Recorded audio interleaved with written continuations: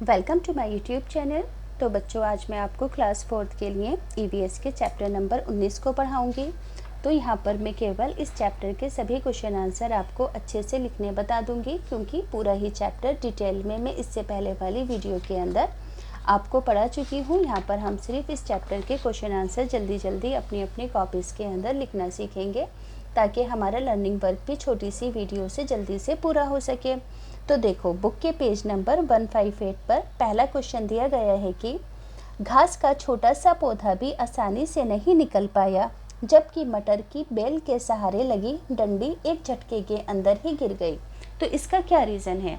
तो देखो बच्चों, जो घास की जड़ें होती हैं ना, वो ज़मीन के अंदर नीचे गहराई तक होती हैं, इसी वजह से वो आसानी से नहीं उखड़ पाया।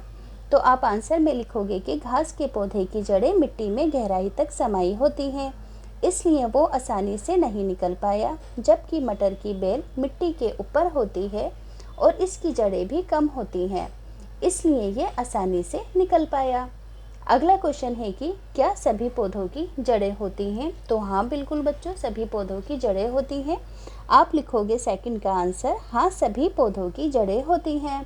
थर्ड है कि अपने आसपास कुछ पेड़ पौधों को देखो और अंदाज़ा लगाओ कि इनकी जड़ें कितनी गहरी होती हैं। तो देखो बच्चों, जो छोटे पौधे होते हैं ना, उनकी जड़ें मिट्टी के अंदर 3 से 4 इंच तक समाई होती हैं, मगर जो बच्चों बड़े बड़े पेड़ होते हैं ना, उनकी जड़ें बहुत गहरी होती हैं। जितना हमारा एक मंजिल हमारा फ्लोर होता है ना, यानी कि 10 फुट का फ्लोर होता है तकरीबन हमारा, तो एक मंजिल कमरे की लंबाई के बराबर नीचे ज़मीन के अंदर गहरी बड़े पौधों की जड़ें होती हैं। तो आप आंसर लिखोगे कि छोटे पौधों की जड़ें मिट्टी में 2 से 10 इंच अंदर तक होती हैं, जबकि बड़े पौधों की जड़ें 10 फीट से भी ज़्यादा गहराई में समाई हुई होती हैं। तो बच्चों, स्क्रीनशॉट लेकर तीनों ही आंसर हैंड टू हैंड अपनी कॉपी के अंदर लिख देना। अब देखो, चौथा क्वेश्चन है कि 3 दिन बाद अब्दुल ने देखा कि मटर के पौधों का टूटा हुआ एक हिस्सा सूख गया। अंदाज़ा लगाओ कि ये हिस्सा क्यों सूख गया था। अब देखो, जब कोई पौधे का हिस्सा टूटकर अलग हो जाएगा तो उसको मिट्टी से न्यूट्रिशन और पानी नहीं मिलेगा, इसी वजह से वो सूख गया होगा। तो आंसर में लिखोगे कि मटर के पौधे का तना टूट जाने से उसके पत्ते इसलिए सूख गए क्योंकि तना टूटने से पत्तों को पोषण यानी कि न्यूट्रिशन नहीं मिल रहा था। अब देखो, पांचवा क्वेश्चन है कि तुम क्या सोचते हो कि तेज आंधी के बावजूद नीम का पेड़ क्यों नहीं गिरा? क्यों नहीं गिरा बच्चों? क्योंकि नीम का पेड़, जो इसकी जड़ें होती हैं ना, ज़मीन के अंदर बहुत गहराई तक समाई होती हैं, यानी कि 10 फीट तक गहरी होती हैं। जितना हमारा एक मंजिल फ्लोर होता है, इतनी गहरी होती हैं। तो तेज़ आंधी से नीम का पेड़ इसलिए नहीं गिरा क्योंकि नीम की जड़ें काफ़ी अंदर तक गई हुई होती हैं। अब देखो, छठा क्वेश्चन है यहाँ पर, मुरझाए हुए पौधों को पानी देने से उनकी पत्तियाँ फिर से क्यों तरोताज़ा हो जाती हैं? तो आप आंसर लिखोगे छठे का, ज़मीन से मिलने वाले आवश्यक पोषक तत्व पानी के सहारे ही पत्तियों तक तथा पौधे तक जाते हैं, इसलिए वे दोबारा हरी भरी हो जाती हैं। सातवां क्वेश्चन है कि तुम्हें क्या लगता है कि क्या सभी पौधों को पानी चाहिए? तो बिल्कुल हाँ, सभी पौधों को पानी चाहिए।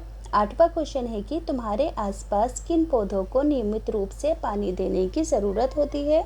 तो देखो, जो छोटे पौधे होते हैं ना, फूलों के पौधे, वो नाजुक होते हैं, तो इन्हें हम रोज़ाना अपने घरों में पानी देते हैं ना। तो आंसर लिखोगे कि छोटे पौधों को, जैसे कि फूलों के पौधों को पानी देना पड़ता है रोज़ाना। अब देखो, नवा क्वेश्चन है कि अगर इन पौधों को पानी ना दे तो क्या होगा? तो ये सूख जाएंगे। अगला क्वेश्चन है कि अब्दुल का ध्यान इस बात पर गया कि उसने तो कभी नीम के पेड़ को पानी नहीं दिया, तो नीम के पेड़ को पानी कहाँ से मिलता होगा? तो बारिश से तथा ज़मीन से। यहाँ पे लिख देना तथा ज़मीन से, क्योंकि ज़मीन के नीचे भी तो पानी होता है बच्चों। 11वां क्वेश्चन है कि तुम्हारे आसपास ऐसे कौन से पेड़ हैं जिन्हें पानी देने की ज़रूरत नहीं पड़ती? तो इन्हें पानी कहाँ से मिलता होगा? तो कहाँ से मिलता होगा? तो बड़े पेड़ जैसे कि नीम, पीपल आदि को पानी ज़मीन तथा बारिश से मिलता होगा।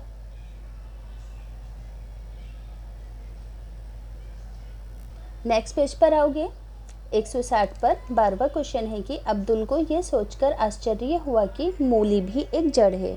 तो उसको क्यों हैरानी हुई? क्योंकि इससे पहले अब्दुल नहीं जानता था कि मूली भी जड़ है, इसलिए उसे आश्चर्य यानी कि हैरानी हुई कि दरअसल बहुत सारी सब्जियां भी पौधों की जड़ें होती हैं, है ना बच्चों। जो हम जैसे मूली, गाजर, गोभी, चुकंदर, शलजम, ये सभी जो चीज़ें हैं ना बच्चों, पौधों की जड़ें होती हैं। तो इनमें से आपको बताना है कि कौन कौन सी पौधों की जड़ें हैं। जैसे कि गाजर, मूली, गोभी, चुकंदर, ये सभी ज़मीन के नीचे उगती हैं और ये क्या हैं, पौधों की जड़ें हैं जिन्हें हम खाते हैं। अब देखो यहाँ पर भी कुछ क्वेश्चन है। अब यहाँ पर अब्दुल ने ना एक पौधा दीवार में से उगते हुए देखा, तो उसके मन में बहुत सारे सवाल आए कि इस पौधे की जड़ें कहाँ तक जा रही होंगी। तो देखो, जब हम कोई दीवार बनाते हैं तो ईंटों के बीच में भी तो बच्चों खाली थोड़ा थोड़ा सा स्पेस, दरारें होता है। तो ये जो जड़ें हैं ना, अंदर तक दीवार की इन दरारों के अंदर होंगी। तो आंसर होगा कि इस पौधे की जड़ें दीवार के काफ़ी अंदर तक जा रही होंगी।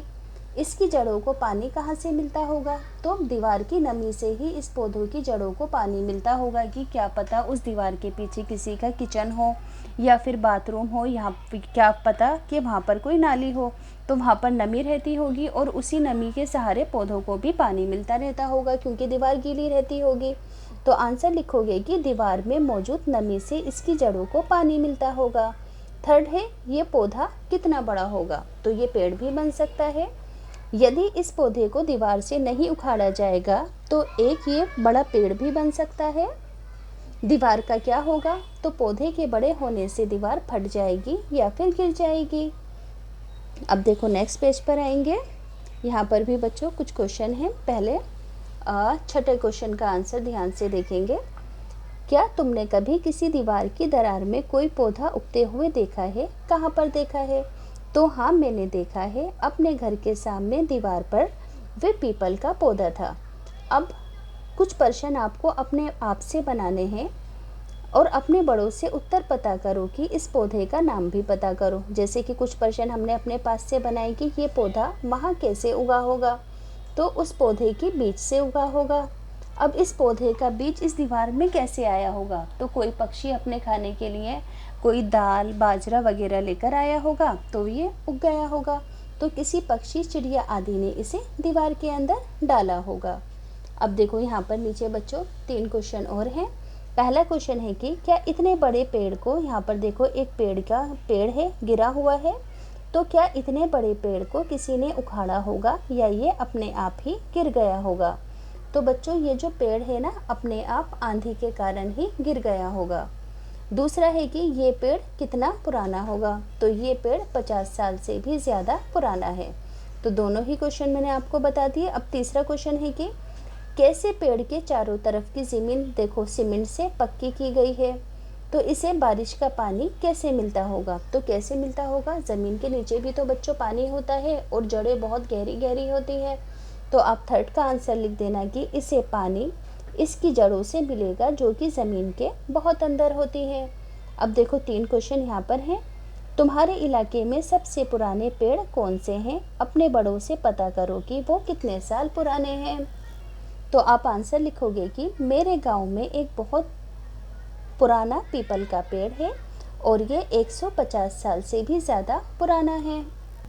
सेकंड क्वेश्चन है कि इस पेड़ पर कौन कौन से पक्षी आते हैं? तो यहाँ पर कबूतर, कोयल, तोता, गौरैया आदि आते हैं। अब अगला क्वेश्चन है कि क्या कभी तुमने कोई बड़ा पेड़ गिरा हुआ देखा है और उसे देखकर तुमने क्या सोचा? तो आप लिखोगे कि हाँ, मैंने ऐसा पेड़ देखा है। देखो, हाँ, नदी के किनारे एक बड़ा सा पीपल का पेड़ बाढ़ के कारण मैंने गिरा हुआ देखा है। अब देखो यहाँ पर एक अगले पेज पर आएंगे 163 पर। अंकुरन की आपको तस्वीरें बनानी है। जो बीज आपने अंकुरन किया था तो चौथे दिन वो दिखने में कैसा था और 8वें दिन कैसा था। अब यहाँ पर एक क्वेश्चन है कि क्या बीजों में से कुछ निकलता हुआ दिखाई दे रहा है? तो देखो यहाँ पर है ना, अंकुरन निकलता हुआ दिख रहा है। तो हाँ, बीजों में से अंकुरन निकलता दिखाई दे रहा है। अब बच्चों इसी के नीचे भी कुछ क्वेश्चन है, जैसे कि सूखे और भिगे हुए बीजों के अंदर अंतर देखो। तो भीगे हुए बीज जो थे फूलकर बड़े हो गए। अगर रुई सूखी रह जाती तो क्या होता? तो अगर रुई सूखी रह जाती तो बच्चों बीच में अंकुरन नहीं निकलता, वो भी सूखे रह जाते। जड़ किस तरफ उगती है? तो बच्चों जड़ हमेशा नीचे मिट्टी की तरफ उगती है और तना ऊपर आसमान की तरफ उगता है। ये पौधे रुई में कितने बड़े हुए? तो पौधे रुई में सिर्फ 2 सेंटीमीटर तक ही उग पाए। क्या सभी पौधों से बीजों से पौधे निकले? तो नहीं, कुछ बीजों में से पौधे नहीं निकले। जड़ों का रंग कैसा था? तो जड़ों का रंग हल्का मटमैला था। क्या तुम्हें जड़ों के बाल दिखाई दे रहे हैं? तो हाँ, जड़ों को गौर से देखने पर बाल दिखाई दे रहे हैं। अगले पेज पर आओगे 164 पर 8वां क्वेश्चन है कि इन पौधों को रुई से अलग करने की कोशिश करो। तो देखो, जब पौधों को रुई से अलग करने में कठिनाई हो रही है क्योंकि जड़ें रुई में उलझ गई हैं। अगला क्वेश्चन है कि तुमने देखा कि जड़ों ने रुई को जकड़ा हुआ है। तुम क्या सोचते हो, क्या इस तरह से जड़ें मिट्टी में भी जकड़ी रहती हैं? तो बिल्कुल हाँ, जड़ें इसी तरह से मिट्टी में जकड़ी रहती हैं। अगला क्वेश्चन है कि अपने दोस्त के उगाए गए पौधे को देखो। तो मेरे दोस्त के द्वारा उगाए गए पौधे की जड़ें भी रुई के अंदर जकड़ी हुई थी। अब बच्चों अगले पेज पर आ जाओ। यहाँ पर आपको वो चीज़ें लिखनी है जो कि बढ़ते हैं, जैसे कि हमारे बाल, नाखून, पेड़ पौधे, फल, सब्जियाँ, मैं खुद, मेरे दोस्त, पक्षी है ना, ये सभी चीज़ें। जिस तरीके से अंकुरन का बीज थोड़े थोड़े दिनों के अंदर बढ़कर पौधा बना था, ऐसे ही हमारे बाल, नाखून, ये चीज़ें बढ़ती हैं और वक्त के साथ साथ हमारी हाइट भी बढ़ती है। तो आगे है कि क्या तुम्हारी लंबाई बढ़ी है? तो आप क्या लिखोगे कि हाँ बढ़ी है, पिछले 1 साल में 3 इंच बढ़ी है। सोचो, तुम अपने नाखून ना काटो तो क्या होगा? तो ये बहुत लंबे हो जाएंगे। इसका चित्र आपको कॉपी में भी बनाकर दिखाना है। तुम्हारे शरीर में क्या कोई ऐसी चीज़ है जो बढ़ती रहती है? तो हाँ, 2 चीज़ें, बाल एवं नाखून हमेशा बढ़ते रहते हैं और इन्हें समय समय पर हमें काटना भी पड़ता है।